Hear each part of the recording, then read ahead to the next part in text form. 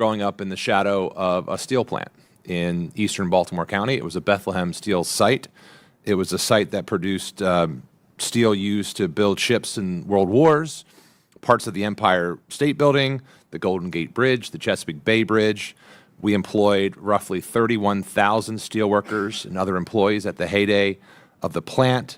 I also watched that plant collapse over several decades and the fallout from people losing their health care, losing their pensions after giving a lifetime of service to that manufacturing here in America.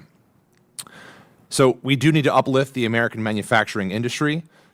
Clearly, I was shocked when we saw the tariff policies of this administration take place. I agree with my colleague, Mr. McGarvey, earlier that it is a tool that can and should be used in important and critical situations. I would have loved to have seen action with tariffs when China was dumping steel, very cheap steel that really put and pushed that plant towards its closure. And so certainly welcome the conversation, but think that tariffs need to be thoughtful tariff goods that are going to drive up costs for businesses, consumers, and taxpayers alike. Is that something that we think we could be supportive of in that work?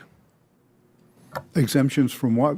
Large-scale infrastructure projects such as the rebuild of the Francis Scott Key Bridge in Baltimore. Well, I agree that all those components should be sourced in the U.S. And if not, though, should steel or other products, if they're not sourced here, should they be charged a tariff? Yes. Yeah. You think they should? Okay.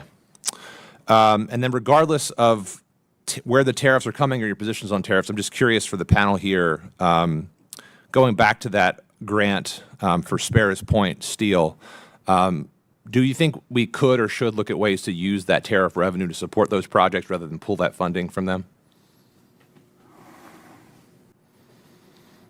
I mean, is it good policy to pull awards when we have a $500 million manufacturing project on the books and that's moving forward, to then pull that funding? I don't know enough about it to respond. All right. Thank you, Mr. Chairman. I yield.